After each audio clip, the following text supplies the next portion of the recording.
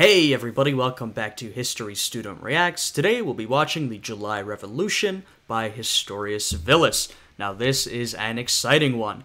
You guys know I'm a big fan of Historia Civilis.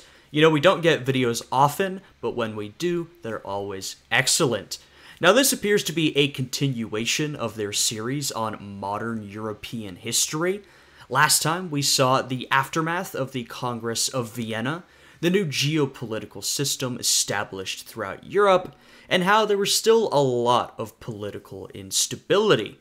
And in this one, we're going to see how some of that instability came to fruition with the July Revolution. I think this is going to be a good one. Now, before we get into it, I'd appreciate it if you guys would leave a like on the video, subscribe to my channel, and check out my Patreon, which is linked down below. Now, with all of that out of the way, let's jump right into this reaction. I always love the music selection for these videos. Always very fitting. France, in the early 1820s, had done the impossible. They had reintegrated themselves back into the international system as a great power. Yeah. But in 1823, that all changed. For some reason, France recklessly invaded Spain, which brought the great powers to the brink of war and almost took down the international system. Well, it was related to some of that political instability, right? There was a bit of a liberal revolt in Spain. There were some motions from the conservative powers of Europe to march in there and take down that liberal revolt, but France was the one who actually did it, which some people were not super thrilled about, especially after France had been reintegrated into the European geopolitical order. Which does sound pretty incredible, though you do have to remember the people sort of drafting this Concert of Europe system, Metternich in particular, they were obsessed with the idea of having a balance of power, right? The European great powers would be balanced against each other, so no one country would grow too strong. And so, you know, crushing France into dust would have been against the spirit and practice of that system, right? They wanted to bring France in. Some people did. To be clear, some political leaders did want to crush France into the dust. But some, like Metternich, who was very influential, they wanted to set up this system where France was a crucial player, right? They needed France to make it all work. So when you frame it that way, it's not so crazy that France was sort of brought back into the club. Though, after the Napoleonic Wars, it is still quite an incredible thing. Why did France get like 20% stupider in the 1820s? It's an important question, and to answer it, we will have to go back to where we left off with French politics. 1820, 3 years before France recklessly invaded Spain.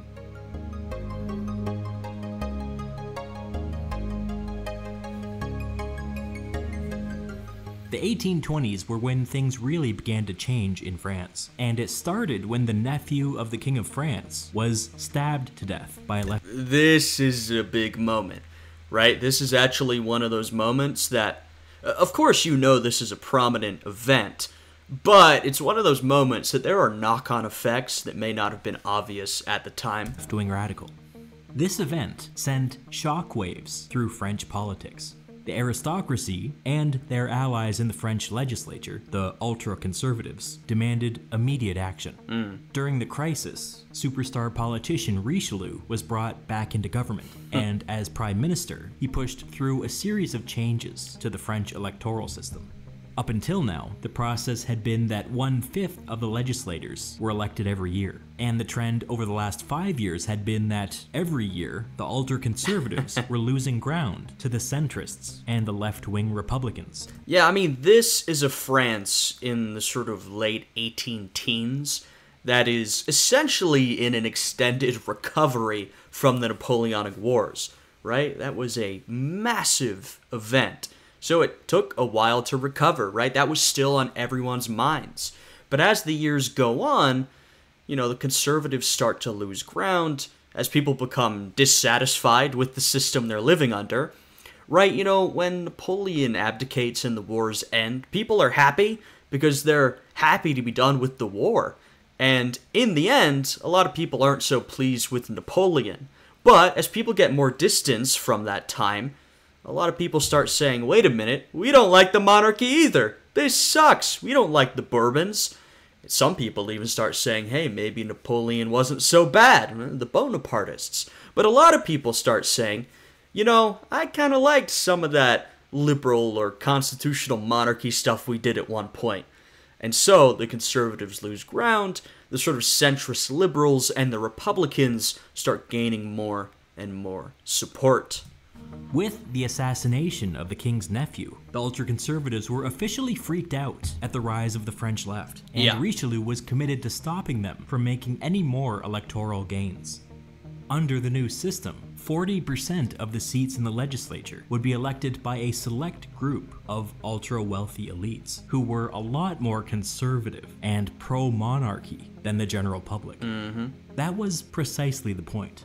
Right, and so in response, the conservative powers that be want to alter the electoral system to make it even less democratic. The people around the king were getting worried about the mood of the public, so they just insulated themselves from public opinion. They came from the, maybe if I ignore my problems, they'll just go away school. Yeah, I'm sure that's gonna work out. That's never been a bad idea in French history. Say, a couple of decades earlier. Has it? No, I don't think so. Full of thought. No lessons have been learned, apparently. That's not true, okay? Some lessons have been learned. I don't want to say no lessons have been learned.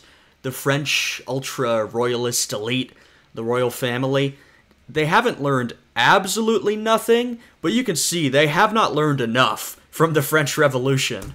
They made elections a lot less frequent for the same reason. The thing about elections is that the more representative they are, the more stabilizing they are to the state. It forces governments to address problems early before they become existential threats. It gives opposition groups something productive to do. Would you rather have angry opposition groups handing out leaflets or stockpiling weapons? Right. Which do you think is better for the long-term health of the state? Right. Well, this is sort of the idea of any kind of democracy, right? Is that it's representative and responsive to the public. That's sort of the main goal of a democracy. You want your democracy to be representative of the citizenry and responsive to that citizenry. Lots of democracies struggle with those issues. And of course, democracy is essentially a spectrum. There are some democracies that are way more democratic than others.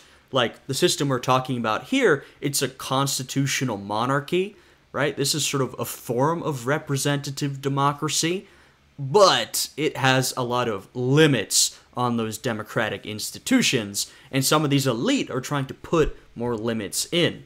And then the idea that, you know, if you give people avenues to express their grievances and, you know, change things through politics, then they will do so. That's the first step they'll take. But if those avenues either don't work or don't exist in the first place, people are far more likely to turn to more radical avenues, like violence, for example.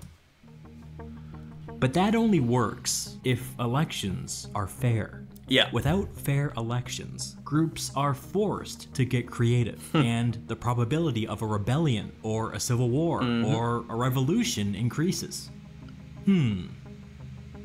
Well, there you go. So France is... I mean, this is why, even in non-democratic systems, right, say an authoritarian monarchy, an absolute monarchy, where there are no democratic institutions, the leadership, the king, or whatever sort of leadership system we're talking about, still has to be responsive to some extent to the people. And if they're not, they'll get a rebellion, right? We see this throughout history. There are plenty of rebellions, peasant rebellions, revolutions, even in non-democratic systems, because the people feel that their needs are not being responded to. Even if your system is totally non-democratic, that's still something you have to worry about. I mean, you can go for the repression angle, right? Try to repress your way out of a problem, but, you know, that only works for so long and to a certain extent. Usually, after a certain amount of time, the people are going to rise up and you're going to have an issue on your hands. Electoral reforms in 1820 made the French state more brittle, and they did this to insulate the king and his preferred ultra-conservatives from their own growing unpopularity. In my opinion, it was a stupid thing to do. But the ultra-conservatives didn't see it as stupid. In the next election under this new rigged electoral system, the ultra-conservatives won 85% of the seats in the French legislature, absolutely dominating every other group that voiced any opposition to the king's will. The ultra-conservatives thought that they had pulled off a soft coup. Well, what they're seeing is they have used the system provided by the charter. You know, they have sort of finagled it, altered it a little bit, and kind of within the confines of the system, they're now winning. Great. You know, they haven't literally drawn guns, stormed in, and taken over the legislature, but like Historia Civilis says, sort of a soft coup, right? Change the rules of the system, but don't break the system entirely, and then take power.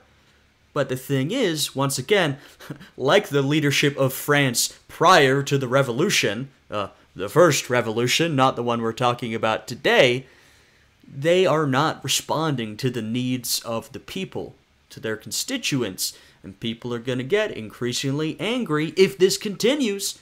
And who knows? You know, maybe Louis XVIII will die, and the next king will be a real liberal who wants to listen to the public. Yeah, I'm sure that's how it's gonna go. It's not gonna get worse, is it? They thought that they had won. But it was all an illusion. Even with 85% of the seats in the French legislature, the ultra-conservatives were still unpopular with the people. The electoral reforms didn't fix that fundamental problem. It only concealed it. In fact, they had sown the seeds of their own destruction. Uh-oh.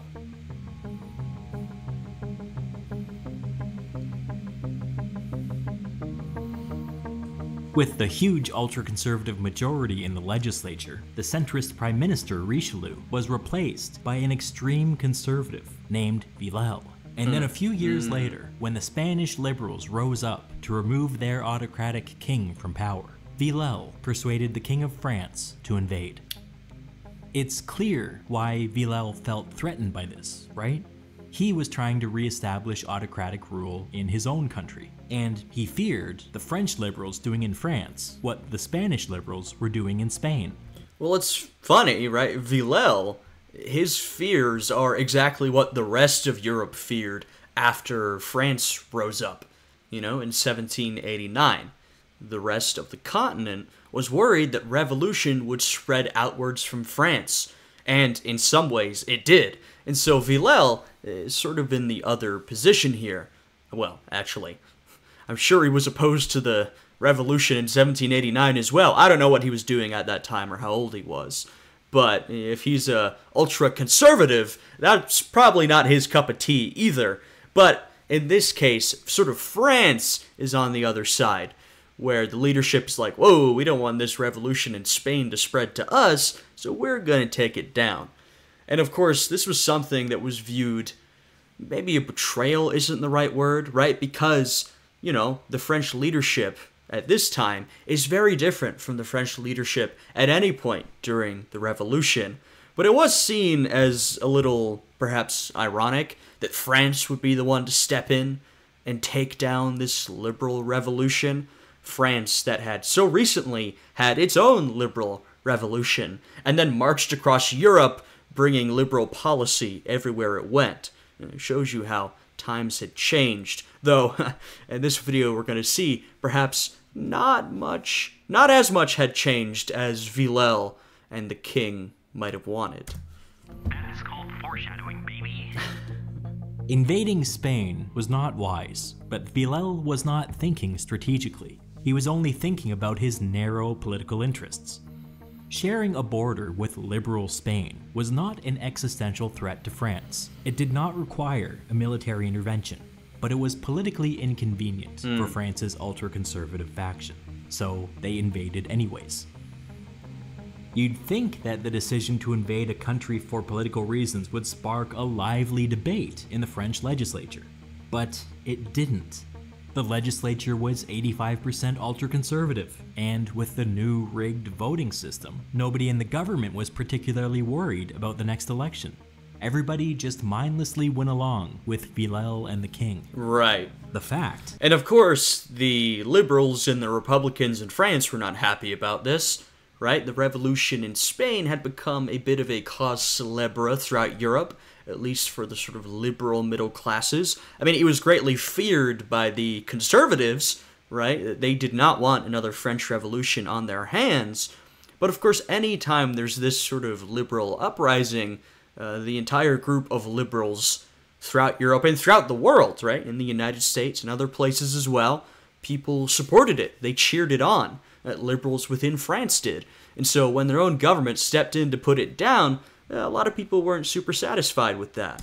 That this dramatically increased the chance of a world war, a great power conflict, didn't bother any of them. That was far less important to them than their goofy ultra-conservative ideology. Damn! Called them It's goofy. worth repeating that the French people were not on board with this. Right. The ultra-conservatives had never been popular. They only dominated the legislature because the elections had been rigged to favor them. The people favored the liberals and the Republicans. The centrist liberals hated the invasion for obvious reasons. The Spanish liberals were their ideological brothers. Right. The left-wing Republicans hated it too. The Spanish Constitution had been the invention of their beloved Emperor Napoleon. To the millions of Frenchmen who had at one time served under him, the thought of invading another country just to undo the work of Napoleon was unthinkable. You know, it's funny, I talked about this in a video recently. I think it was one on Garibaldi. But, you know, Napoleon invades a lot of countries while he is first consul, then emperor. He brings sort of liberal policy as he goes. Now, the people of these countries generally are not super happy with Napoleon, right? They're being ruled by a foreign power. Sort of their own policy is being dictated to them. It's foreign domination. There were mixed opinions in some places, right? Especially some people liked the policy, but people were generally displeased. That's especially true in the Iberian Peninsula, right? We saw what happened in Spain. There was essentially a massive guerrilla war where a lot of regular people got involved in fighting the French. But the point I'm going to make is that after Napoleon leaves, the wars are over, the people who are there, they still may not like Napoleon, but some of them, especially the more liberal types, say, you know, I didn't like that Napoleon guy. He did conquer us, but I didn't mind some of the policy he brought. Some parts of the Napoleonic Code, some of the liberal reforms, I didn't mind some of that stuff.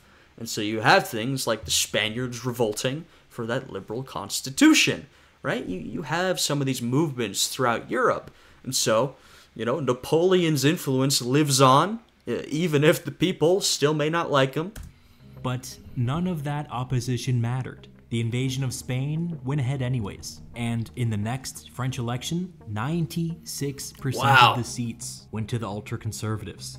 Now, there was virtually no domestic political opposition to whatever Villèle and the King of France wanted to do. But I'll say it again, there was plenty of opposition out on the streets. It's just that the political system had been designed so that none of those people were allowed to participate in politics anymore.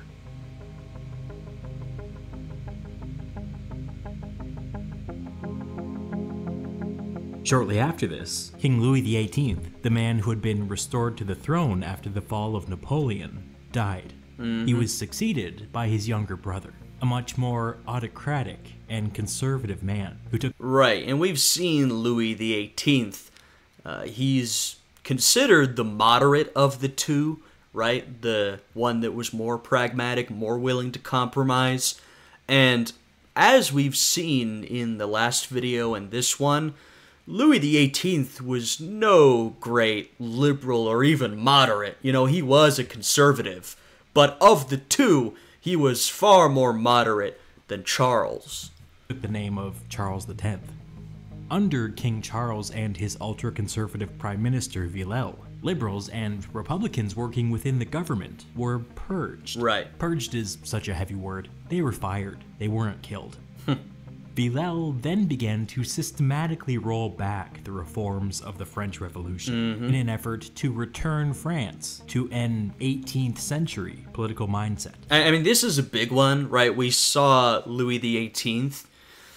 You know, he made some efforts to roll back some of these things, but mostly, I do think he seemed to understand, even if he wasn't happy with the reforms of the revolution, I think he understood that most of them would have to stay. It simply wasn't viable to get rid of them.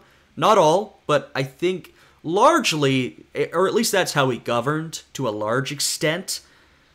But with Charles X and Villèle here and his other allies in government, they go the step further, right? Not only do they not like these reforms, but they are actively going to get rid of them if possible.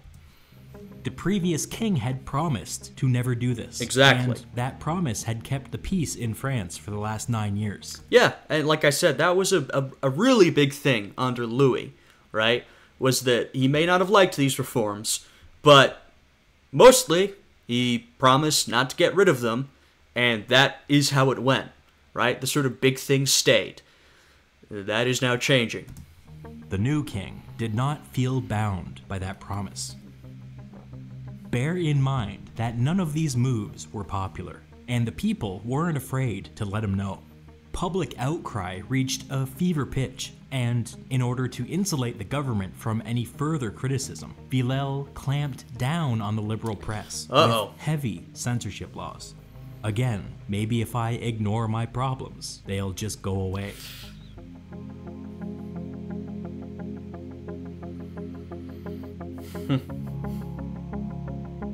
It soon became clear that the new king had a pretty old-fashioned attitude when it came to his prime minister. At the beginning of each year, the king gave Villèle a list of priorities, and it was Villèle's job throughout the year to simply make everything on that list a law. It was like the king was his own prime minister, and Villèle was his little assistant or something. Under such a system, it's not clear what the purpose of elections would even be. Yeah, well, we're talking about Charles X, who doesn't want to be part of a constitutional monarchy, right? He wants to take France back to the ancien regime, right? The pre-revolutionary regime. And so that's sort of how he wants to govern, right? He has his list of priorities. He hands them down to his prime minister, who's essentially no more than his top bureaucrat, and the prime minister gets it done with the unquestioned loyalty of the legislature, right? That is how Charles X wants everything to work, because that's how things had been working, or not working, prior to the revolution.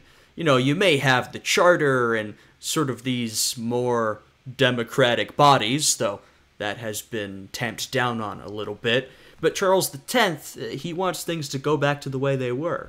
There's not really any point if the king's just gonna personally dominate the legislature no matter what. Right, and of course the idea of the charter and this constitutional monarchy was that the king fills the role of top executive, right? The king is essentially a very powerful executive, but that the legislature, it has power, right? It has initiative, it can pursue policy. Now the king has a lot of authority in shaping that or vetoing that, but the legislature is not supposed to simply act as another arm of the king's authority. But that's how Charles wants things to work. I frankly don't understand why Villèle tolerated being humiliated in this way, but I guess it was the logical conclusion of his extreme ultra-conservative ideology. Well, I mean, yeah, he was an ultra-royalist. I mean, I don't know that much about Villèle, to be honest. I'd have to read exactly what he thought, but my assumption is he's an ultra-conservative, he's a royalist. You know, these royalists also want power returned to the king. So, you know, maybe this is sort of what he imagined. Or, I don't know, maybe he did bristle under this position, but he just went along with it. I don't know in particular. But this is the royalist vision of France, right? This is going towards what they want. I mean, if you're a real royalist, you don't want any of these sort of institutions in the way of the king and his authority. And so that's sort of what we're seeing being moved towards here. One of the things that the king ordered Villèle to do was compensate the aristocracy for the loss of their land This is a during big the one. revolution. The land was long gone, so what Villèle had to do was pay the rich by taxing the poor. And frankly, this might be the biggest thing we're going to talk about today, and something that was difficult. And, you know, the former aristocracy, or the sort of returned aristocracy, had been fighting for, right? I mean, they had their wealth and property stripped from them, and their titles and all that sort of stuff during the revolution. They've been fighting to get it back ever since, but you could imagine how incredibly unpopular that is, right? I mean, the people of France, the average person, they don't want to give that wealth back because it's going to come from their pockets, right? And they're saying, these people are already rich, they're doing fine, and you want us to essentially pay to give them back this property that they inherited due to a corrupt feudal system. No one likes that, apart from those people at the top. That's exactly what they want. It was exactly as popular with the people, Right, as you might imagine. exactly. The new taxes weren't even sufficient, so France had to plunge itself deeply into debt in order to finance this scheme. And for what? Just to reestablish the supremacy of the French aristocracy. And I will say, this wasn't the only indemnity that they pursued. We might talk about this during the video, but under Charles X, this is also when France goes back to Haiti, their former colony, right, of Saint-Domingue, and says to them, hey, we'll recognize your independence, but only if you pay us a massive, massive indemnity. And, of course, France brings warships with them, so under that threat, Haiti is sort of forced to agree. So there's a lot of indemnities being pursued at this time, and generally not very popular. The country was politically unstable, and the poor were still struggling to find enough to eat. The king's political instincts were all out of whack. An actual election would have helped the king to refocus on what was actually important. Right. But he didn't care about actual elections.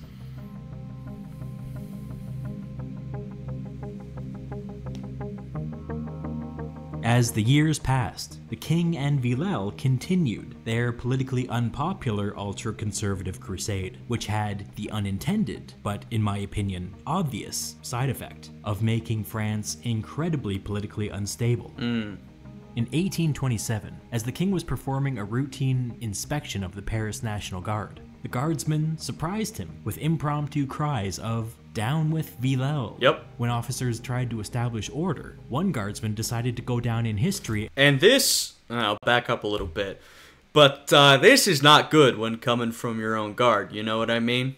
Now, to be fair, they sort of have a history of liberal and or Republican sentiment, but this is not what you want to be hearing when you, as the king, are conducting a review. Well, when officers tried to establish order, one guardsman decided to go down in history as an absolute legend and punched his superior officer in the face right damn. in front of the king. Holy. Pretty soon, the officers completely lost control of the men. They were unable to stop another guardsman from breaking ranks and screaming treasonous stuff right in the king's face. Whoa. It was a wake-up call for the ultra-conservatives. Well, this is, and I mean, frankly, we see this same thing today, where you have the sort of ultra-elite at the top of society. The elite who are so powerful and wealthy that they are able to separate themselves from the rest of society, right? They're only surrounded by people like them and sycophants, essentially, right? People who kiss up to them, yes men. And so they become totally detached from the rest of their own society. And they occasionally have moments like this where they're greeted with the sort of anger and ire of the general public, and they're shocked because their daily life is so isolated from everybody else.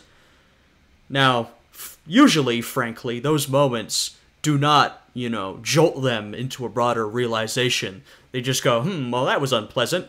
Let me return to my isolated lifestyle. But this is the thing with having an elite like that, is that they're able to so fully detach themselves from everybody else. And if those elites are, running your country, which they are, because they're elites, either directly, in this case, or maybe more indirectly, like we see with our moneyed elites today, that's a problem, because the people running your country are completely separated, detached from the citizenry, the average person. Next day, Villèle's government disbanded the Paris National Guard. The backlash was here, and even the rank and file in the military were coming out openly against the king. That's not good for you. Villèle thought that this might just be the beginning of a... I mean, you know, this is a real principle to hold on to, and this is something that's been true in revolutions. The French Revolution, the Russian Revolution are two that come to mind. But when you've really lost control as a leader is when you've lost control of the military. As long as you have control of your military, then you've got a chance. But when you lose control of your military, you're screwed. You're done. You know, you've got... your authority's gone, right? Because if you think about it, you have legitimacy and authority and power and all this sort of stuff, but at the end of the day, power is enforced through the barrel of a gun when it really comes down to it. And so you lose control over that coercion, that violent force, you're done for. You don't have any power left. And we're seeing here that the government's response to these obvious signs that there's political unrest is to ignore and repress, right? Disband the Paris National Guard. Ignore, you know, make elections less democratic. Censor the press. It's like, well, great, you can separate yourself, ignore all that, pretend that everything's going well, pretend that the country is stable, but you're only making things worse. Period of unpopularity for the government. And so he advised the king to call an early election so that they could lock in their legislative majority for the next 7 years. Yes, they had been working tirelessly this entire time to make elections as infrequent as possible. Yeah, wow. When we started this story, there was an election every year. Now there was an election every 7 years. Wow. If he locked in a legislative majority now, Villèle hoped that all of his autocratic reforms would be done within the next 7 years. And after that, maybe he wouldn't have to worry about elections at all anymore. Right. Well, yeah, if you can follow a trend, you'll see the ultimate goal is to essentially make elections irrelevant or to make them stop happening. They don't want to deal with this any type of democratic system, even a little bit. You know, they want to rule as autocrats, essentially. Election every 7 years is already really infrequent. So maybe next time we won't even have to have elections. The liberal and Republican opposition groups saw this as an existential crisis. Yeah. They feared that in 7 years' time, this may all be gone, and that this may literally be the last French election. The electoral system was still rigged against the opposition, but nevertheless, the liberals and the Republicans threw every resource they had into rallying public opinion and coming out in force. And I will say, for the, you've got your sort of liberal to Republican spectrum, you've got your more moderates, your radicals, etc., etc. There are splits within this group. Some of your radicals, well, your most radical of your radicals are already stockpiling weapons to fight another revolution.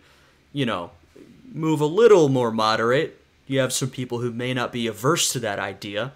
But I'll point out, on your more moderate end, your sort of moderate liberal types, your constitutional monarchists perhaps, these people, they're fearful of this autocracy. They see their whatever democracy they had disappearing right in front of them.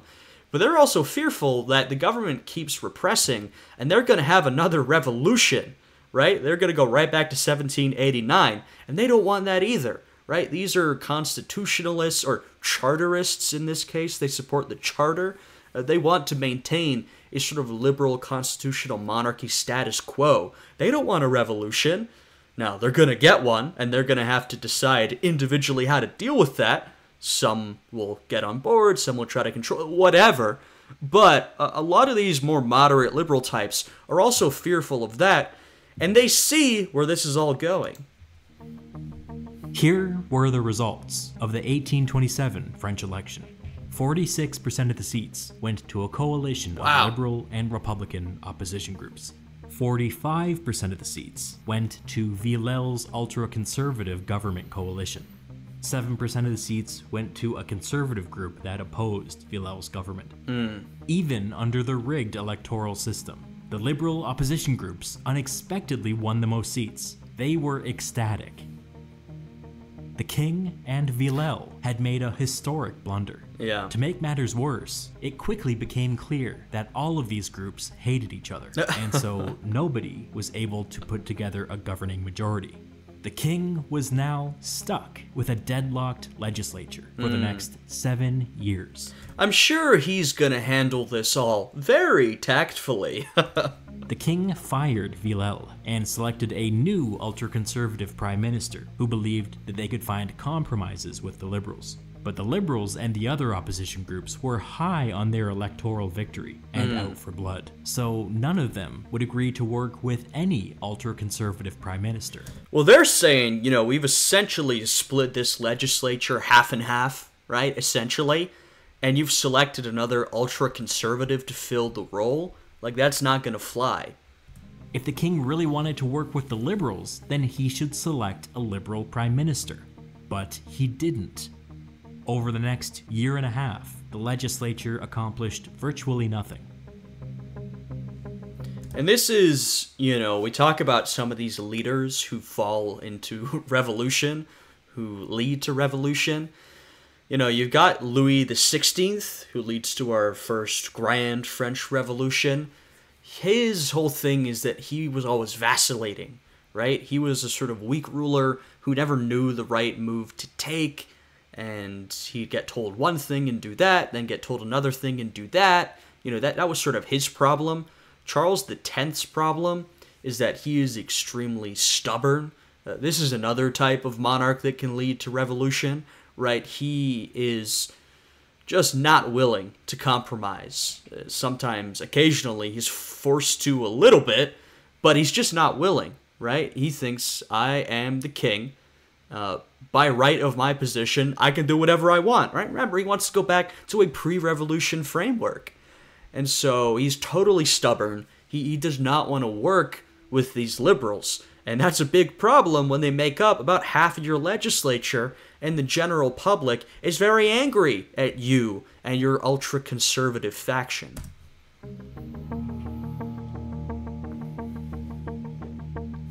Eventually, the king grew frustrated and fired his failed compromise prime minister in favor of somebody who actually shared his politics.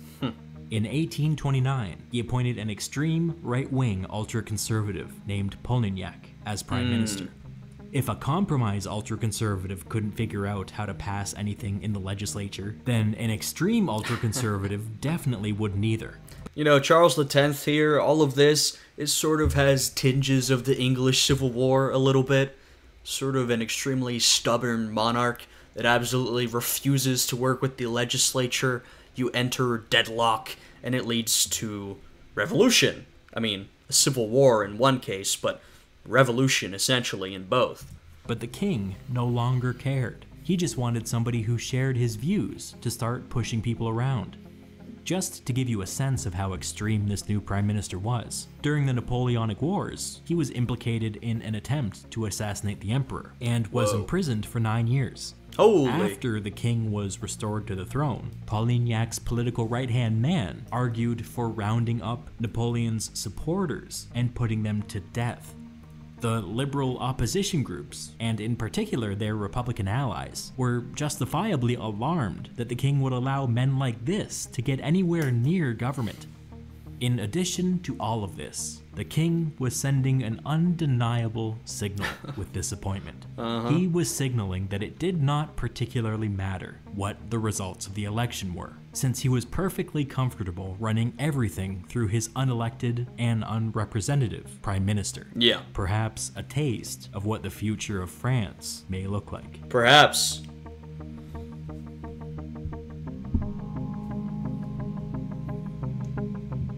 Around this time, King Charles decided to invade Algeria. Yes, he did. He had some pretext for this, but the pretext doesn't really matter. The real reason is that France lost virtually all of its colonies after its defeat at the end of the Napoleonic Wars. Yeah. And the king felt that establishing a new colony in Algeria would restore French prestige. I will say, this is sort of a big moment politically, But this is a big moment in terms of imperialism, right?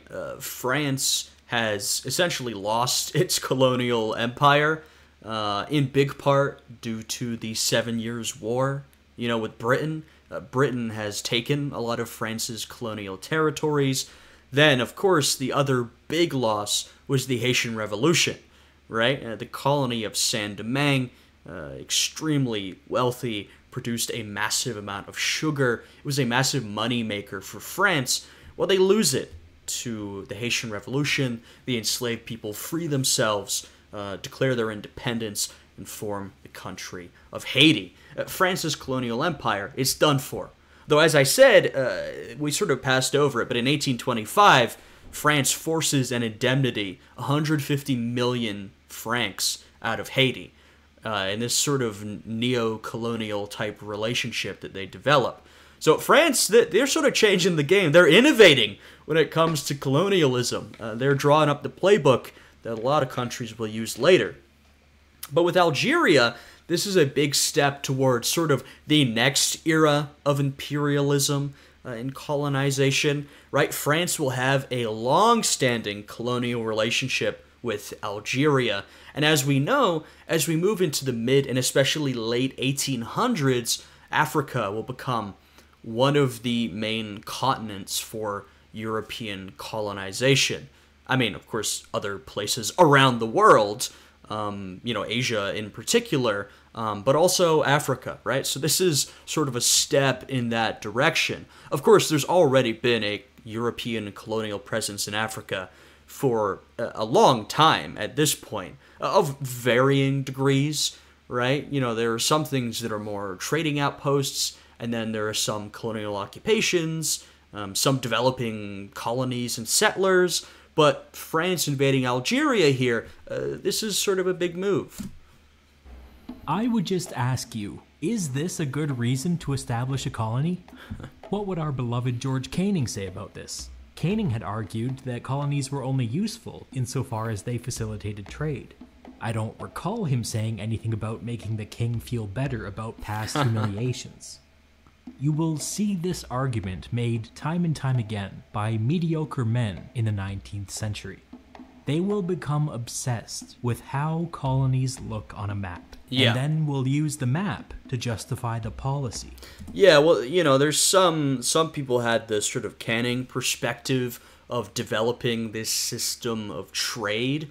That was sort of Britain's idea of its colonial empire for a bit, but also, all these colonial empires evolve into these worldwide geopolitical games with other colonizers, right? These imperial powers, they begin taking territory just so another European power doesn't take it, right? And so any sort of economic justification that there might have been, which I think is kind of shaky in the first place, falls to the wayside as we enter into, like I said, the mid to late 1800s, as these European countries start grabbing up territory wherever they can get it. And I mean, this really comes to fruition in the early 20th century, where you have these massive European empires that are not incredibly, it's tough to say. Like, these countries, these European countries, they extract a lot of wealth and resources out of these colonies,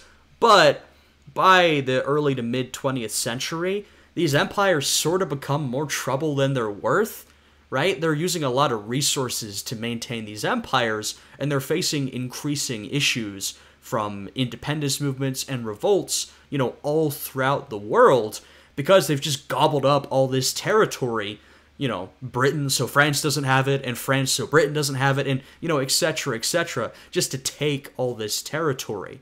And that's sort of where all of this leads to, but we see that developing, as Historia Civilis says, throughout the 19th century. Once again, not that imperialism hadn't been happening before, but the scale of it is really going to be incredible through the rest of this century. But the point of colonies cannot be how they look on a map. Right. The map is an abstraction, a theoretical tool. They're not real. What's real is conditions on the ground. Yeah, maps can be very misleading, for a lot of reasons, right? You know, this map of colonies, you said, well, we have all this territory, but, you know, if 90% of your territory is an empty desert, then what does it matter? You know, if you're really talking about what's important territory to control, it's about people, resources, economic power, that sort of thing. You know, we sometimes have this issue with, you know, maps, political maps, say in the United States, where we have maps of congressional districts or counties or whatever, and people will say, it's usually, you know, in this country, the Democratic Party tends to win more high population concentrated areas, cities, for example, and the Republican Party will win a lot of the rural areas. So Republicans will point to a map and say, look how red this map is. We control the whole country. And it's like, well, that map's an abstraction. You're misleading yourself because a lot of that land you're pointing to, not a lot of people live there, right? And if we want to talk about how to actually run a country and about actual politics, we're talking about people, right? So sort of the same deal. Maps are a great tool, but don't let yourself be fooled by a map. Remember what's actually important, whether it be politics or whatever you're doing. What would the invasion of Algeria do to improve the material conditions in France? Nothing. In fact, it was worse than nothing. France would have to send 20% of its army overseas. Wow. It was France's second unnecessary invasion in only 7 years. It destroyed France's military readiness for basically no reason. If there was a crisis in Europe, France would find it difficult to respond. It was a risky plan. Furthermore, France didn't really have any money, and this invasion would impose a massive financial burden. Remember, France was still taxing the poor so that they could give money to the rich. Any additional taxes to finance this reckless invasion would be met with hostility. But King Charles and Prime Minister Polignac wanted to do it. I will say I pointed out the indemnity forced on Haiti when we talked about those taxes because, you know, we talk about taxing the poor to pay off the rich, right? These people who have lost their feudal possessions. The indemnity on Haiti was from sort of a similar angle. I mean, part of the indemnity on Haiti was to develop this neo-colonial relationship where France could control Haiti without officially having it as a colony. But part of it is also essentially taxing the poor, in this case, you know, the Haitian farmers, right? The people of the country of Haiti, in order to pay off the rich, who were these slave owners who had lost their property, meaning, you know, the actual property, like the farms, the plantations, and also the slaves that they had owned. And so France forces an indemnity on Haiti, strips money from them, in part in order to pay off these former slave owners, right? So I see something similar in these two instances, right? You're taxing the poor to pay off the rich in sort of different ways, but, you know, a similar principle in my opinion. So they just did it. In 1830, the king opened that year's deadlocked legislature by proposing a relatively modest set of programs. But many politicians found the way that he opened the session alarming. He seemed to subtly threaten violence if any of them stood in the way of his legislation. He even hinted that he may act without the approval of the legislature if necessary, describing himself as the true representative of the people, not the elected legislature. It was a real mask-off moment for the king. Even the king's own ultra-conservatives were bothered. A couple of weeks later, the liberal opposition in the legislature were able to gather enough support to push back against the king. They sent a letter to the king and told him that from now on, the king's ministers, including the prime minister, must have the support of the legislature. The king couldn't just appoint. Right, like a sort of actual constitutional monarchy, where the constitutional side of it, you know, in this case we're talking about the legislature, actually gets to do something rather than the monarch holding all the power. Whomever he wished.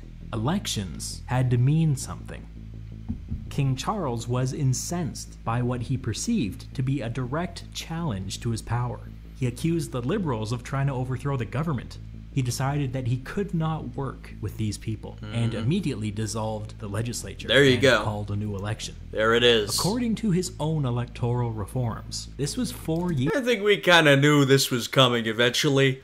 You know, you got a situation like this, at some point the king's gonna dissolve the legislature. Years ahead of schedule. But given the current political climate, the liberal opposition was likely to get stronger in the short term, not weaker. And so he thought that he would need a friendly legislature to get him through the coming storm.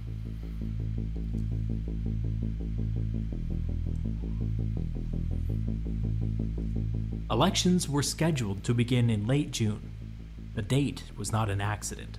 The French army was scheduled to land in Algeria in early June, so the thought was that by the end of the month, there would probably be some good news to bolster support for the ultra-conservatives. Yeah, I mean, this is also, we talked a bit about the invasion of Algeria. This is also one of those wars, invasions, that's launched in order to boost the popularity of the current leadership.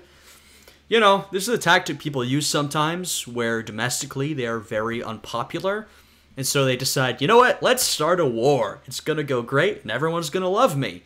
There's, you know, varying degrees of success. It's worked out for some. Has not worked out for other leaders. Though I would say, launching a war to bolster your own popularity, you know, the moral calculus on that is not going to be good. But, like I said, sometimes they do manage to bolster the popularity that way. Though I would say, if the leader is truly unpopular, and if there's sort of more systemic issues below the surface like there are here, any sort of popularity gained from a war is only going to be short-term. One politician begged Prime Minister Polignac to keep the legislature in session all the way up until the election, because he believed that he could cobble together a small working majority of moderates from different factions. Polignac responded, "A majority? That would really cause me problems. I wouldn't know what to do with it."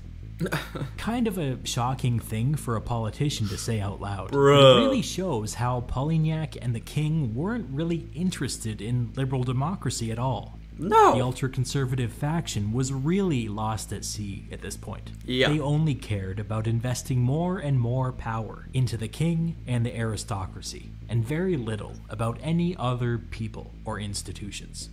Polignac wasn't even particularly interested in popular support. What he wanted to do was make elections no longer matter. And you also see there that sort of moderate liberal type who, once again, they see where this is all going. They don't want the breakdown of the system. Whether it breaks down into conservative autocracy or it breaks down into open revolution, they really want to make something work. They want to compromise. They say, please, King, let us work this out.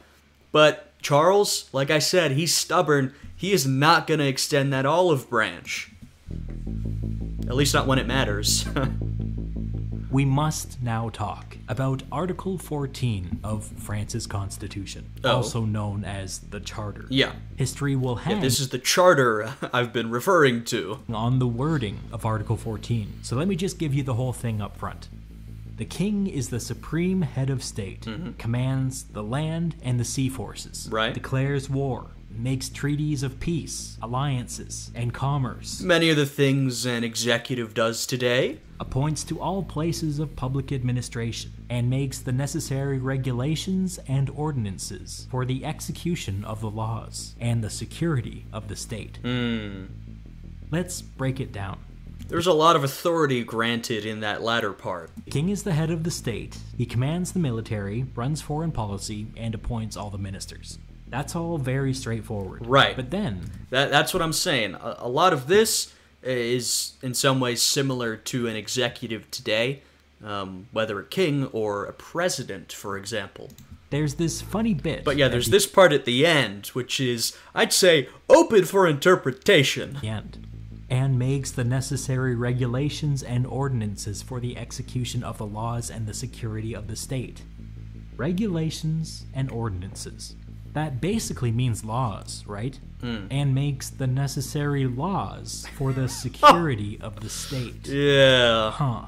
You see what this is, don't you? If the king pressed a giant red button that said, "This is a security matter," he could institute any regulation or law that he wished. Who got to decide what was a security matter? Yeah, this gives the king a lot of latitude, right? This is one of those things that you sort of expect the executive, in this case the king, to have enough forbearance not to abuse that authority. But when you have someone like Charles X in power, in this whole deadlocked situation, you know, he's going to abuse that authority. I mean, you just know it. The king. It was a giant loophole in the middle of the French Constitution that could theoretically grant the king unlimited power in the name of security. I will say, I mean, most well, actually I shouldn't generalize, but in a sort of like liberal democracy today, the executive will tend to not have that degree of latitude. But even today, we see executives, once again, like presidents or other heads of state, using security as an excuse to sidestep legislatures, right? So this is a tactic we still see used today, though, you know, differently than in this case, of course, right? Charles has an immense amount of latitude to essentially do whatever he wants. Now, that doesn't mean people are gonna like it, but he can do it. The king's supporters in the ultra-conservatives began to argue that the unruly liberal opposition to the king was a security matter. Classic. And if the upcoming election tipped in the liberal direction, the king could use Article 14 to overturn it. Classic. Nobody had ever done anything like this before. Even the ultra-conservatives were split on whether it would even be legal. But the ultra-conservatives didn't need to agree. Only the king needed to agree. After some consideration, the king spoke to his closest ministers. If the upcoming election results were not to his liking, he said, then he would, quote, make his prerogative respected. The king was not being explicit, but everybody took his meaning. One way or another, the liberal opposition would be out of power after the next election.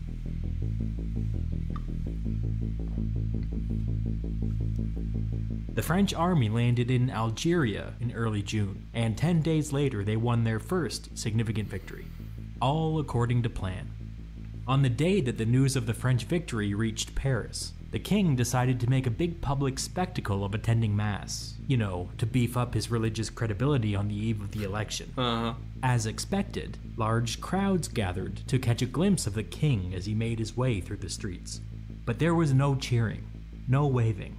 The crowds just stood there, eerily silent, watching the king like a pack of hungry wolves. Uh-oh.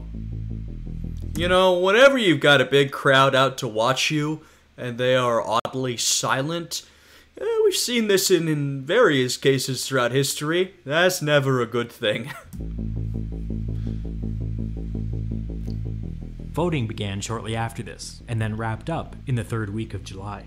The feeling going into the election was that it might be close. It wasn't close. 65% of the legislative seats went to the Liberal and Republican opposition. 32% of the seats went to the king's ultra-conservatives. It was a blowout. The rest went to smaller groups that also opposed Polignac's government. A massive victory for the Liberals. The king and his ultra-conservative allies met to decide what to do about the election results.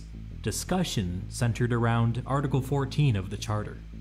And by the way, you know, even under adverse, even under an adverse situation, whatever the word I'm looking for is, under these new changes put in by the conservative leadership, and essentially with the king and his faction trying to repress them as much as possible, this liberal Republican faction still manages to win a blowout election victory. Adverse conditions is the word I was looking for. So that shows you that they were incredibly more popular than the ultras, the ultra-conservative faction. They argued that the liberals in the legislature were a semi-treasonous faction. Then the king had the authority under Article 14 of the Charter to make the necessary laws for the security of the state. After much debate, the king decided to invoke Article 14 and use it to do 4 things. These would later become known as the 4 Ordinances. 1. Dissolve the newly elected Liberal majority legislature. 2. Reform the French electoral system and make it pretty much impossible for the Liberals to ever win again. 3. Immediately hold new elections under this new electoral system and allow the ultra-conservatives to win pretty much every seat. 4. Suspend freedom of the press and shut down the liberal newspapers, who the king blamed for his drop in popularity and the unexpected election results. That's right, it was the newspapers' fault, not the 10 years of unpopular policies. The king's cousin, Louis Philippe, was not informed that the king was taking this step. Here's an important character. We're talking about the July Revolution, the Revolution of 1830. Louis Philippe, I won't get too into it, but he's an extremely important character. He learned of the 4 ordinances by reading about it in the newspaper. Louis Philippe was more friendly to the liberals than his cousin the king was, and when he read what the king had done, he told his wife, "They've done it. They've mounted a coup d'etat." Later that day, he hosted a large group of mostly liberal supporters at his home, and quite naturally, the king's 4 ordinances were all anybody could talk about. In front of all these people, the usually careful Louis Philippe lost his composure and shouted, "They're mad! They'll get themselves exiled again." Whoa, dangerous words. So Louis Philippe, he is at this moment the head of the Orleans family. Now, they are the sort of junior branch of the royal family, right? The Bourbons are the leading line, the Orleans, like I said, sort of the junior branch. We have Louis Philippe here, and also the Orleans family, they had a bit of a history of liberalism, especially in recent memory. His father, Louis Philippe's father, was nicknamed Philippe Égalité because he was quite the liberal. He even supported the early stages of the French Revolution. Now, he ends up getting his head chopped off during the Reign of Terror, so Louis Philippe here, he's definitely not as liberal as Philippe Égalité was. Louis Philippe is a more sort of moderate character. But there is sort of a history of that liberalism, right? Liberals had often gathered around the Orleans family, especially with Philippe Égalité.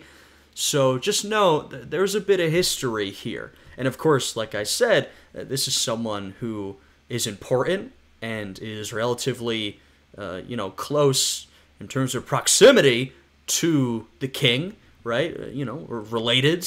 So there's a lot going on here. His liberal supporters urged him to come to Paris and throw his support behind the liberal opposition. Louis Philippe told them no. He wouldn't openly go against the king. For the time being, he would do nothing.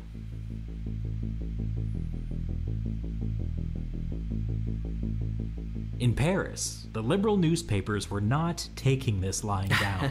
One paper famously wrote, "The legal regime is now interrupted.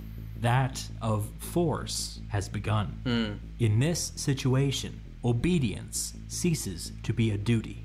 Later continuing, "France must judge how far it ought to take its resistance." I'm pretty sure we have the text of Dune on the newspapers here. They were coming just a hair shy of openly calling for revolution.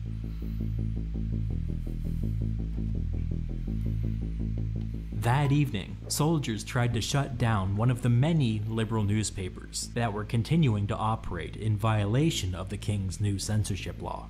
This attracted a crowd who began taunting the soldiers with cries of "Down with the Bourbons" and "Long live the Charter." The soldiers tried to suppress the crowd, but it quickly turned into a riot, with mobs roaming the streets and smashing street lamps. Whoa. By pure chance, one of these mobs stumbled across Prime Minister Polignac and his Minister of the Navy as they were leaving a cabinet meeting. The mob closed in and started pelting the two with rocks. The politicians narrowly escaped the mob by jumping into a nearby carriage, but not before the Minister of the Navy was badly injured. Somehow, the French Navy managed to lose a battle on the streets of Paris. They really weren't safe anywhere.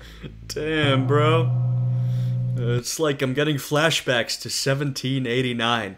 It's happening again. On July 27th, thousands of soldiers were sent to shut down the liberal opposition newspapers, which led to widespread protests across Paris. First, the soldiers tried to escalate things by charging one of the crowds on horseback, which didn't work. Later, they tried to escalate further by firing indiscriminately into the crowd. Yikes. 21 were killed and scores were wounded. As the sun went down on a violent day, some new revolutionary slogans were heard in the protests. Down with the aristocrats! Death to the ministers! Only 24 hours ago, these had been liberal crowds who had been protesting for constitutionalism and a free press. Now they were revolutionary crowds, and they wanted to overthrow the government. Yeah, so there's a couple of things to say here. First off, like I said, this is very reminiscent of 1789. Now, of course, in the moment, no one knows how things are going to turn out, right? A lot of revolts and revolutions have happened throughout history. Most of them don't pan out. So, in this moment, you know, it's very believable this could have been put down. But we know that's not going to be the case, right? This is one of those revolutions that will succeed in some ways. I mean, it'll overthrow the government, right? And also, you know, we see these crowds that had more modest requests. As the repression starts, the violence begins, people very quickly become radicalized. We saw this in 1789 in the French Revolution. We see this in a lot of revolutions as people get out in the streets, start fighting, you know, face violence. They become radicalized very quickly. This is how revolutions sort of snowball.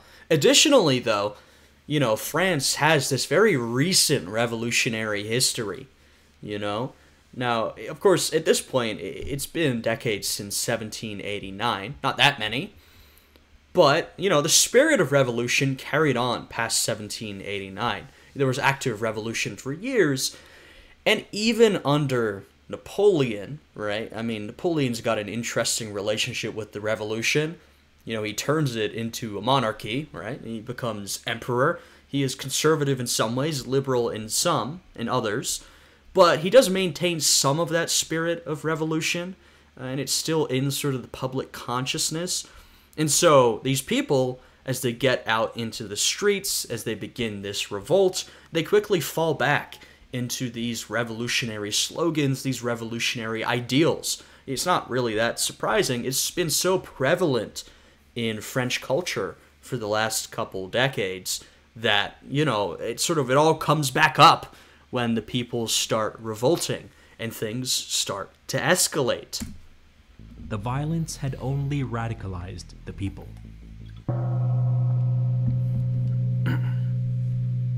The next day, the crowds were significantly larger. The man in charge of defending Paris at this time was Major General Marmont, and he had a hell of a problem on his hands. His garrison in Paris had been hollowed out for the Algerian campaign, and of those that remained, most of the higher-ranking officers had been sent home so that they could vote for the ultra-conservatives in the upcoming election. Marmont's garrison was not in any way prepared for what they were about to encounter. At noon, Marmont moved into Paris with the aim of occupying key bridges and public squares, where the protests had been the strongest. What they found when they entered the city was totally unexpected.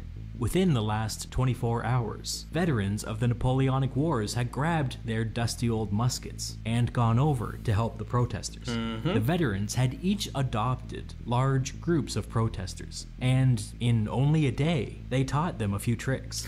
As Marmont's soldiers advanced through the streets, they ran into thousands, yes, thousands, of barricades. These were tall defensive structures, built out of ripped-up cobblestones and furniture and wagons and parts of buildings, and anything else that the protesters could get their hands on. The taller ones could be 3 meters high, which for the Americans in the audience is approximately learn how long a meter is high. Quite high. The old veterans instructed the protesters not only to build the barricades. I was just looking up if this was the same Marmont who served under Napoleon. I didn't know if it was a relative, but nope, same guy. So we've got Napoleonic soldiers on both sides of this conflict. But also to occupy the buildings on each side of the streets approaching the barricades, so that any enemy soldiers would be hit with musket fire from 3 directions. They also loaded up the buildings with cobblestones and roof tiles and other things that unarmed protesters could hurl down at the soldiers. Let's not be cute.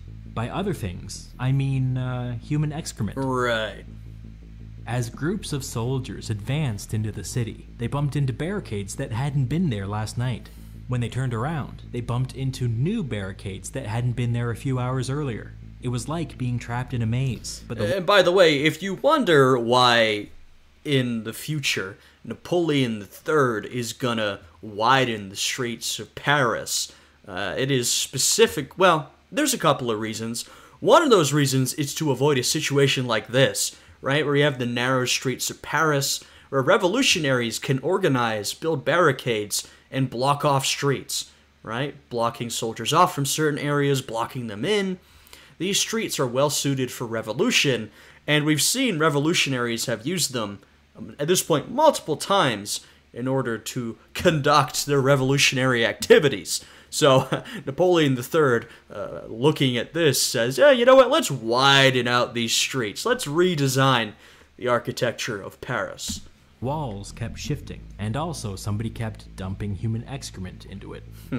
Marmont had not thought to send his soldiers into the city with supplies, and so the whole garrison spent 8 or more hours covered in filth, frantically marching in circles with no food or water. Ugh. Morale was at an all-time low. I'm sure. A great many soldiers either surrendered to the protesters or defected to join their cause. Yeah, there's that as well, right? I mean, this is a horrible experience for them. But additionally, along with the morale dropping, I'm sure some of these soldiers were already sympathetic to the cause of the revolutionaries. Maybe some of them were more than sympathetic. And so you're going through this terrible experience, and, you know, maybe, you see some revolutionaries, some protesters shot in the street. You might not be a fan of that. And so you say, you know what, I'm going to go over to the other side. As the sun began to set, many of the soldiers had to make direct assaults on the barricades just to escape the city and make it back to camp. Yeah. Late in the day, the liberal opposition opened negotiations with Marmont. They told him that as a precondition to any talks, the king must revoke the 4 ordinances. Marmont expressed his sympathy and agreed to take their demand directly to Prime Minister Polignac. Oh, Marmont. The Prime Minister flatly rejected. Finding himself in the middle. Of course, he was one of those marshals who had, in the end, right, he had left Napoleon, and he stuck with the Bourbon Restoration, even through Napoleon's return, and now he finds himself in the middle of the July Revolution. This preliminary demand, and told Marmont that there would not be any further meetings with the delegates. Marmont was stunned at his response, and decided to take the highly unorthodox step of writing to the king personally. Whoa. He wrote, "This is no longer a riot. It is a revolution." Yeah. Continuing, "I think it is urgent that your majesty profit without delay from the overtures that are made to him. The honor of the crown can still be saved.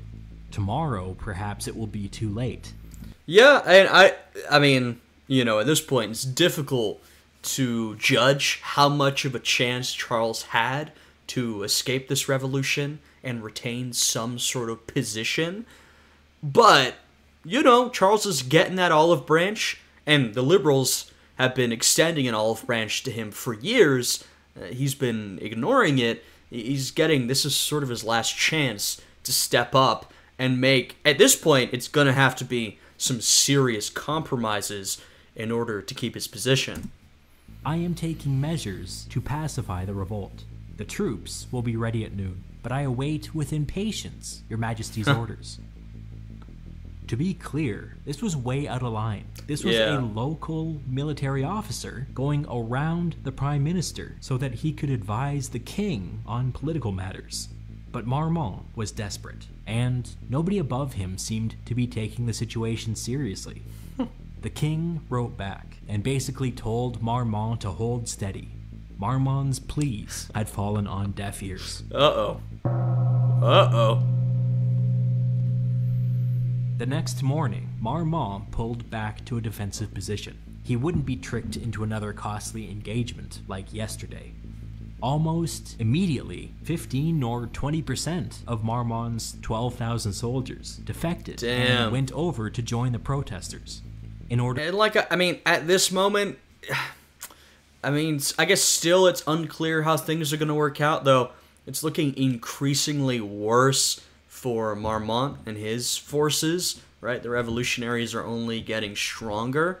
But here's the thing, the king wants to pacify, put down this revolt. But, and we've been talking this whole time about how the king and the conservative faction, they're really not working with long-term thinking. They're trying to continually insulate themselves from the public, repress, push what they want through. Even here, you repress this rebellion, this revolution, then what happens, right? Do you think you've got a fantastic, stable political situation? No. You've got a situation that's gonna fall apart again. So even if they do succeed, and of course that's not what's gonna happen, the king and his forces are still in a lot of trouble. In order to fill the holes in his defensive position, Marmont ordered his men to pull back into an even tighter circle, which the soldiers incorrectly interpreted as a retreat, which triggered a chain reaction of even more defections. By noon, the defections were totally out of control, and in order to stem the losses, the king fired Marmont and ordered the garrison to withdraw from the city, turning a false retreat into a real one. Yeah. The protesters had captured Paris. The whole thing only took 3 days. And now, as the king, and I don't know how much Charles cared about this, but you're in a difficult situation where now, it's not just about sort of pacifying the revolutionaries. If you want to defeat this revolution, you are now going to have to actively launch a military assault on your own capital city. You're going to have to launch an assault on Paris and take it back. Right? This is, that's beyond just recapturing some streets from revolutionaries or sort of maintaining important points throughout the city. It's going to be a full-on assault. That's what's going to have to happen if you're going to win this thing. Days.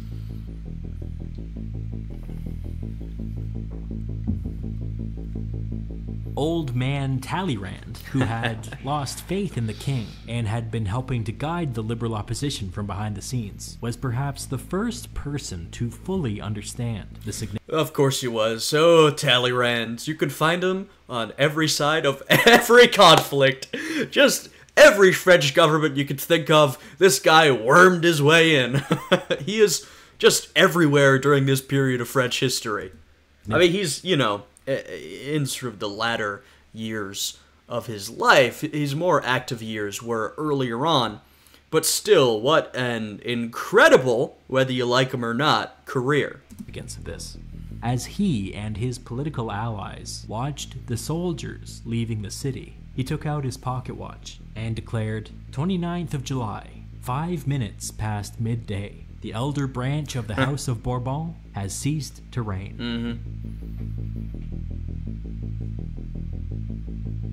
The liberal opposition was blown away at their own success. They had been fighting to overturn the 4 ordinances and squeeze some political concessions out of the king.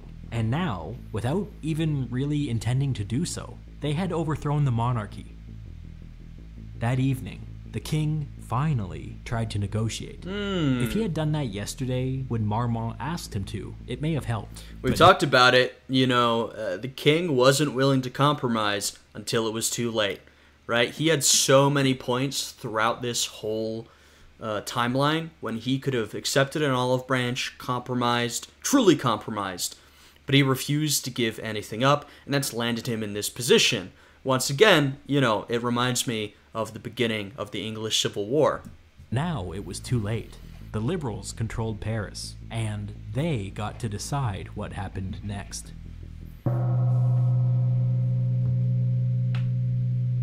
The next day, the liberals and their Republican allies were locked in a heated internal debate. Yeah. Some argued for using their new position to overthrow the entire system, while others urged caution. The other great powers were monitoring the situation in France carefully, and if they caught even a whiff of something resembling the French Revolution, most of them were prepared to march into France to stop it. Yeah, I mean, this was literally the biggest fear of the sort of geopolitical order that Metternich had established. The conservative elite of Europe, their biggest fear was another French Revolution. We saw, when Spain erupts into revolt, they may not have been willing to march in. Some of them wanted to, ended up being France, but they were not pleased. They didn't like what they were seeing. And now you have a revolution erupting where it all began, right? So this is, like I said, their number one worry, and it seems like it might be coming true. So there is absolutely wider considerations to take into consideration when you're wondering about which step to take next, right? You need to review the scene. You need to take a look at all the countries around you. But you also get, and we see this with a lot of revolutions, especially in this era and sort of onwards, we have a split between a more moderate faction and a more radical faction. Now, in this case, it's a split between the more moderate constitutional liberals who want to keep a constitutional monarchy of some sort versus the Republicans who want to go full revolution, establish a republic. This split, a similar split, will be found sort of with later revolutions in the century, but the split will begin to evolve into the more moderate faction will be sort of liberal constitutional monarchists and sort of liberal republicans versus more sort of radical republicans and socialists, right? This is the split that's going to evolve in the sort of mid to late 1800s for Europe. At this point, any sort of socialist movement is still very nascent, very early years. You'll see a little more of it in 1848, though it's still like pretty early. At this point, we're talking, they're all sort of liberals, but there's a split between how radical these different factions are. That's how you get a world war. As if to drive this point home, as the liberal opposition gathered to... And they're not all liberals, but their vast majority still are, even if they're on the more radical end of the spectrum, I'll say that. Their next move, they could hear cries of "Long live Napoleon" coming from the streets. The people were in a danger. And of course, in this situation, you also have Bonapartists, right? And there's Bonapartists sort of mixed in with these factions. You have some radical Republicans who want to return. They want a democratic republic, as was attempted at some points during the French Revolution. But some among this radical faction, and even among the liberal faction, they like old Napoleon, They want a return of Napoleon's line to the throne. Dangerous mood. They seemed fully prepared to do the whole French Revolution over again. Although it must be said that the crowd was a little misguided in their sloganeering. Napoleon was dead. Right. He wasn't long living nothing. The liberals finally figured out what their demands would be. Napoleon's gone. Of course, you have some family members of Napoleon. That's not going to be a massive thing in this revolution. But of course, we all know Napoleon III, he will eventually become a player in French politics, then emperor. So these long live Napoleon chants, they're not super relevant here. They will be in the long run. Not, of course, Napoleon Bonaparte, who has passed, but Napoleon's sort of line and sort of the image and legacy of Napoleon will remain relevant. They demanded that King Charles be removed from power and that France transition to a limited constitutional monarchy, kind of modeled after Great Britain. Yeah. This, they believed, would be just radical enough to satisfy the Republicans and prevent a civil war, but not so radical that it would freak out the other great powers and trigger a world war. The problem was figuring out who to replace the king with. Some of the more radical Republicans suggested Napoleon's 19-year-old son, but Right. that idea was dismissed out of hand. Too early for that. Give it a couple more years. Not him, but you know what I mean. Another Napoleon. They were trying to not freak out the other great powers. Others suggested the king's 9-year-old grandson, Henry, or Henri, I guess. But the mainstream liberals rejected this over fears that the tyrant King Charles would continue to wield power from behind the scenes. Right. We're coming up blank. So we need someone who's not going to freak out the other European powers too much. You know, maybe someone who's got some royal blood related to the king. That would be good. But also someone who is separate from Charles. Someone who's maybe a bit of a liberal. I don't know, who can you think of who fits that description? They settled on the one person that they could all agree on. The king's 56-year-old cousin, Louis Philippe. There you go. The liberal politicians, by far the largest part of the coalition of opposition groups, strongly favored Louis Philippe. As He's very much their guy, right? You can see how he's sort of a more moderate style pick, right? Perfect for these liberal constitutionalists. He's someone who, you know, I mean, he's an Orleans, but he's part of the royal family. So there's sort of that connection, right? But he is also a more liberal type, though more moderate in his liberal sympathies. He's not a radical. So in these sorts of ways, he fits well into what the liberals are imagining, right? Which is a system of constitutional monarchy where the monarch has some authority, but is relatively limited.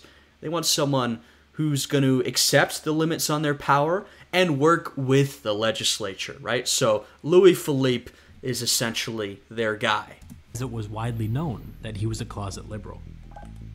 The more conservative members of the group felt that they could hold their noses and back Louis Philippe, since they could rest easy knowing that the monarchy would survive. Right, so Louis Philippe, he's also attractive for that reason.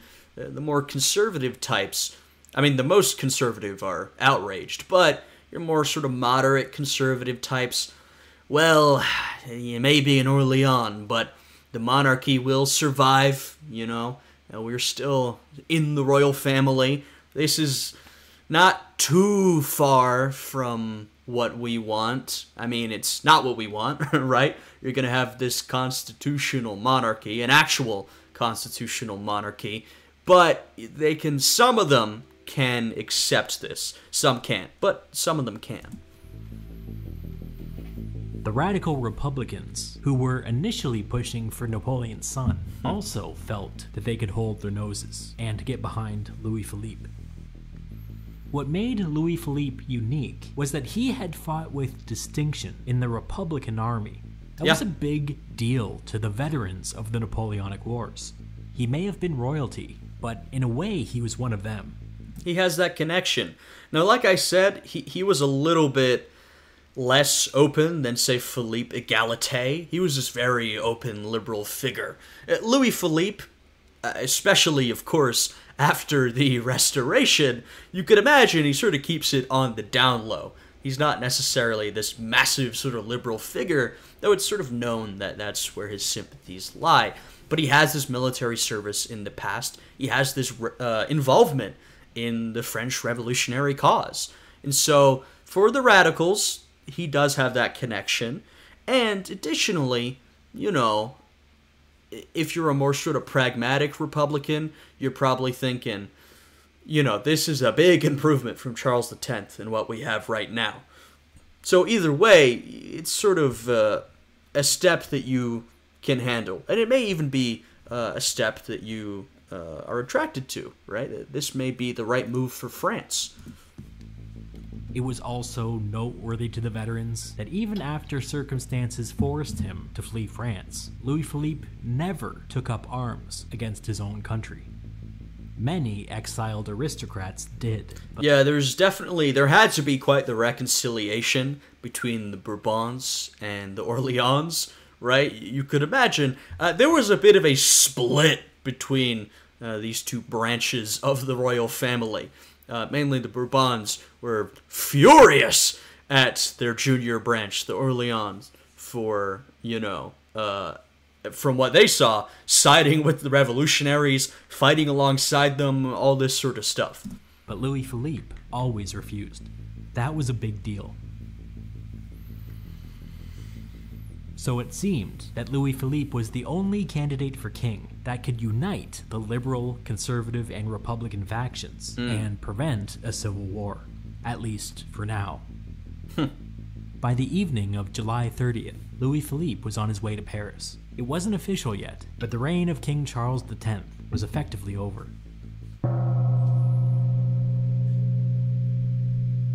When Louis Philippe entered Paris, he was greeted with cries of "Long live the Republic!" This was a bit of a problem. The people of Paris had been radicalized by the violence of the last 5 days. Yeah. Yes, it had only been 5 days, and they might not be okay with the monarchy surviving at all. Louis Philippe had to perform a difficult balancing act. He made an effort to reach out to all of Napoleon's old generals, and made sure to appear with them publicly, alongside symbols of the revolution, like the tricolor flag. He had to somehow communicate, "I am basically on your side," while also making it clear that he was not reestablishing the Republic. Yeah, Louis Philippe had to play the tightrope, right? Play this sort of moderate position, balancing all these concerns. And he was someone, by the way, we didn't really go into this, but I'll point out Louis Philippe was not necessarily chomping at the bit to take over from Charles X. He was pretty careful, and he had to sort of be convinced into it. Now, he wasn't dragged along unwillingly. There are some people kind of like that throughout history. He's willing to take on this job, but he's careful, and he is worried. He's worried about how this is going to go down. So he has to do this thing that we've kind of seen before, right? Even with Napoleon, right? Napoleon crowns himself emperor, but he still uses a lot of revolutionary terminology and symbols to show the people, I may have just crowned myself a monarch, an emperor, but I'm still on the side of the revolution, right? And then even when the Bourbons return, we have the Restoration with Louis XVIII. Of course, he's not really about that kind of stuff, but he does have to do things like agree not to rescind the reforms of the revolution. So even he, far more begrudgingly than Louis Philippe here, he has to put up with some of this revolutionary stuff while restoring the monarchy. And so Louis Philippe, he's playing that game of saying, okay, I'm coming in here to be a constitutional monarch, and in some ways there's some continuity here, but I'm down with all the revolutionary slogans and symbols and all that sort of stuff. I'm with you guys, but we're not doing the Republic. His outreach worked. The people of Paris rallied behind Louis Philippe, and a couple of days later, Charles X abdicated the throne.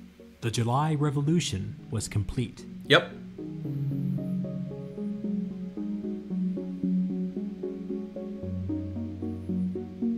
In 1830, France got off lucky. There should have been a civil war, but there wasn't.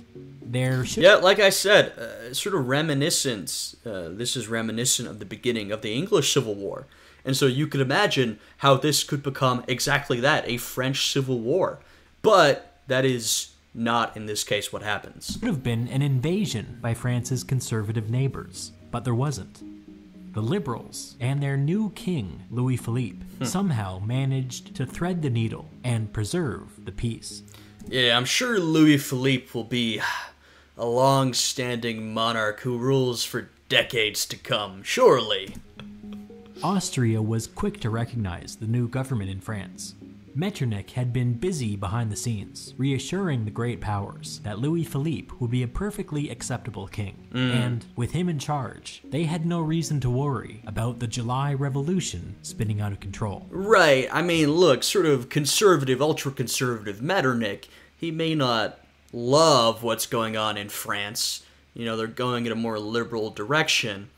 But he's fine with it because, first of all, remember, Metternich, despite being very conservative, he is more of a pragmatic conservative. Sometimes I think he does let ideology get in the way, but he has this system, the concert of Europe, and so that's what he wants to maintain, right? And he'll be pragmatic in order to achieve that goal.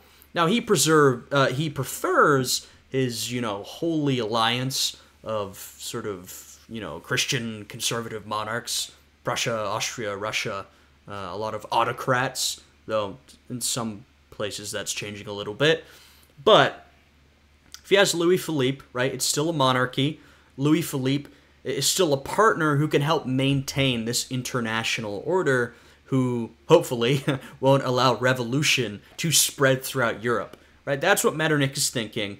And with that in mind, this is an okay turn of events, right? It could have been a lot worse. He was right.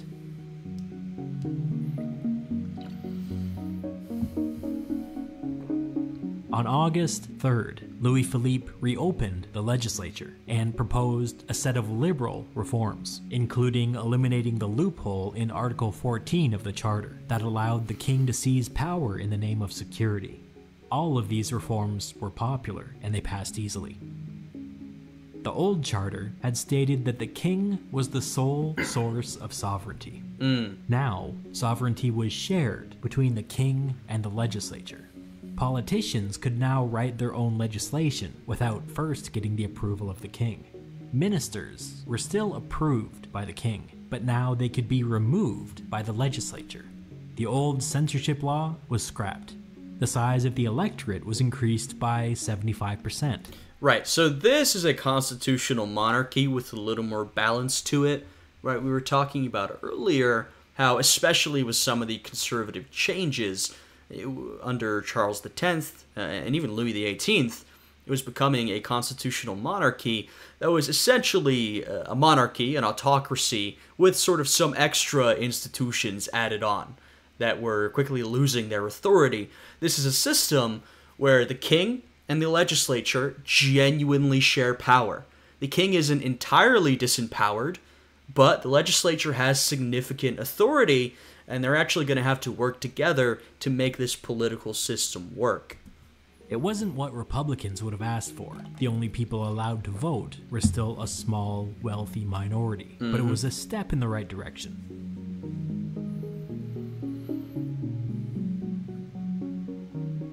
1830 was a turning point for Europe. The liberals pulled off a relatively bloodless revolution in France, but it was also part of a wider trend in Europe of liberals finally rising up against the authoritarian status quo. Yeah, and even, this isn't entirely analogous, but I was just thinking, liberals rising up against the conservative status quo, there's that, but also increasing democratization. If you think about, say, the United States in this same time, you have the rise of sort of the Jacksonian Democrats. Now, they're sort of an interesting bunch, maybe not equivalent to some of the forces we see here, with the whole spoils system. They have a bit of a different agenda than some of these European liberals, but the rise of that movement is directly correlated and perhaps caused by the increasing democratization of the United States, right? Expanding the franchise, letting more people vote, making the system more democratic. And this is something we see in a lot of different places in Europe as well. In Britain, around the same time, we have a big increase in how democratic the system is, right? The system shifts to pretty widely expand the amount of people who can vote. Though, once again, we're talking about the expansion of democracy. All these systems are still pretty restrictive in terms of sort of the percentage of the population that gets to vote, but it's definitely on the uptick in a lot of countries. Portugal, Spain, Belgium, Switzerland, Northern Italy, the German Confederation, and Poland all saw liberal uprisings of some kind. Right. Some were successful. And of course he's specifically talking about this wave of uprisings with mixed success. Poland, in particular, has a bad time.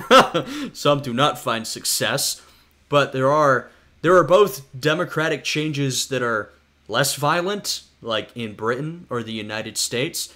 Not to say no violence was involved, there was a little bit in the US especially, but these are sort of democratizing movements that do not require another revolution, versus we have a wave of revolts and revolutions throughout Europe that some fail, but some do succeed and increase how democratic their countries are and bring some of these liberal reforms in.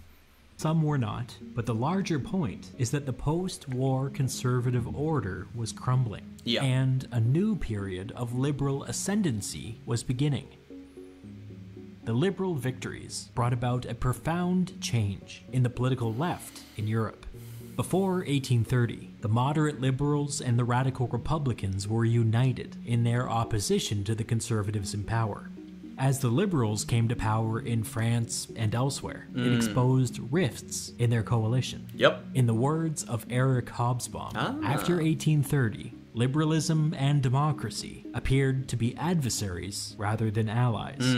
Alexis de Tocqueville was a big-time defender of liberal... Yeah, Hobsbawm, very famous, well-respected historian, by the way. I was kind of talking about this earlier, where you see some of these shifts occurring. As you see socialists come into the picture, that also alters the political scene.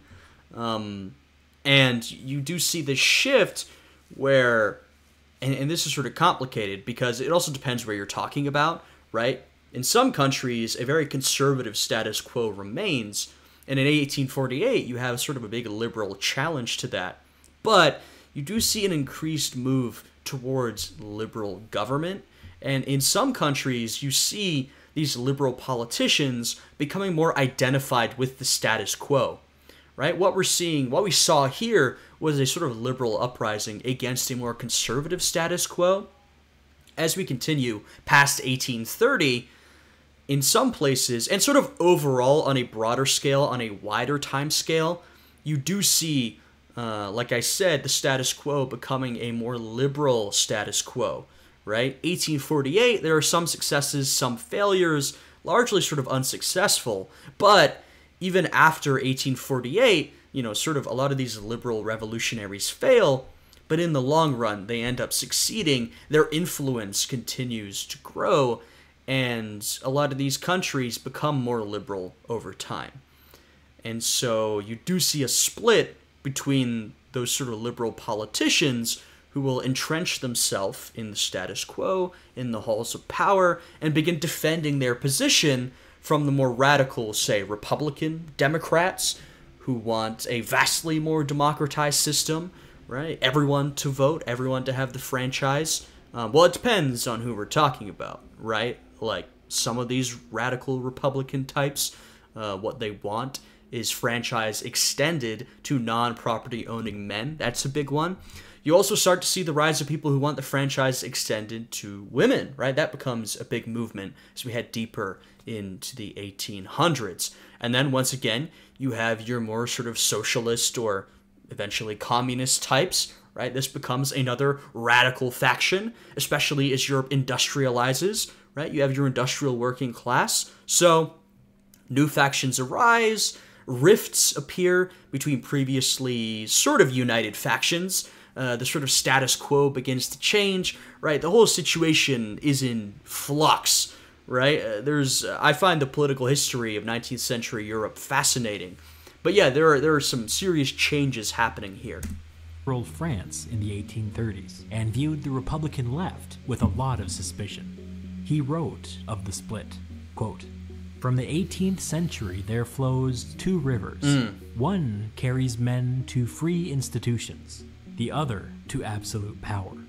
Liberalism, in his view, brought with it free institutions. Right. Republicanism, in his view, brought with it mob rule." Right. There was, from these more moderate liberal types who maybe wanted constitutional monarchy, or even some of them wanted a republic just with limited franchise, right? They essentially want a system that is democratic to some degree, but is still run by a sort of liberal elite consisting of a sort of middle and upper class. And they're fearful of a democratic movement that wants the franchise expanded, right? They think it's mob rule, They're afraid of despots rising up. They're afraid of absolute democracy.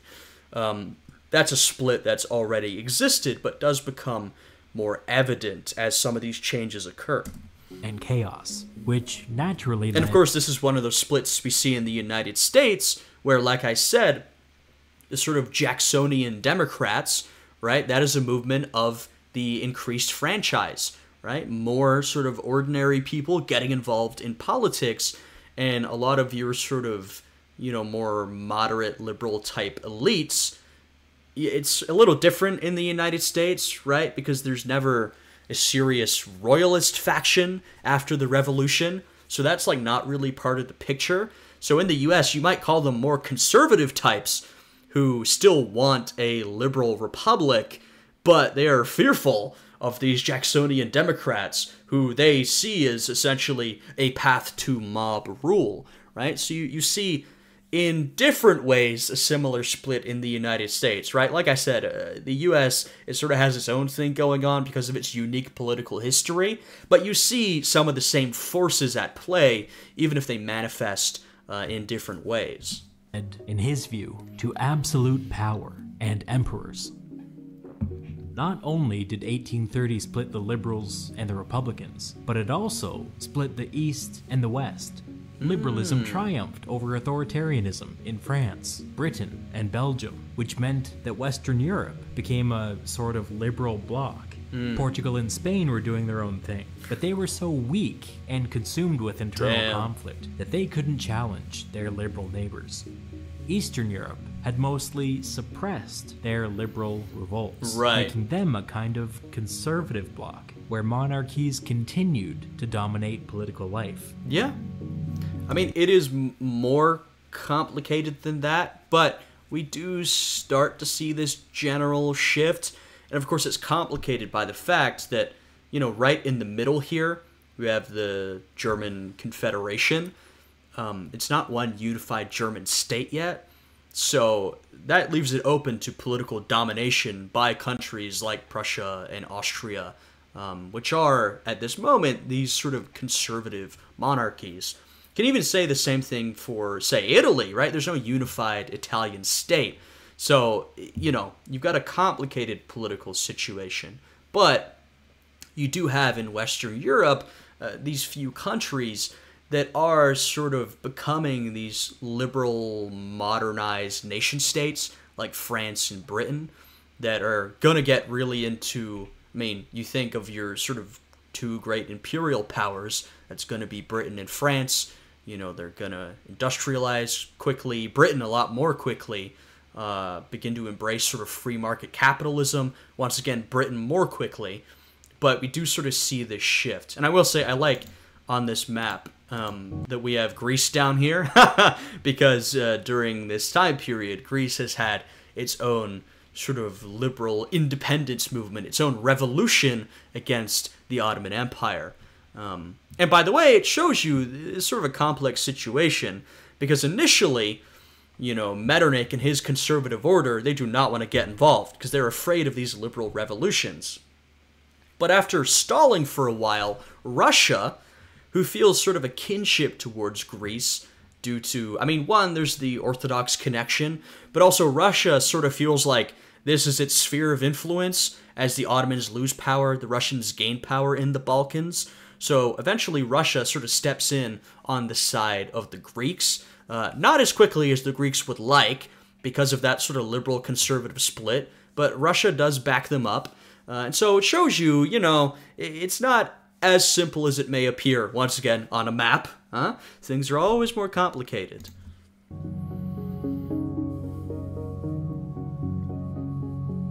The interesting thing about France in 1830 is that it provides a sobering example of what happens when conservative governments try to freeze out even incremental progress in liberal institutions.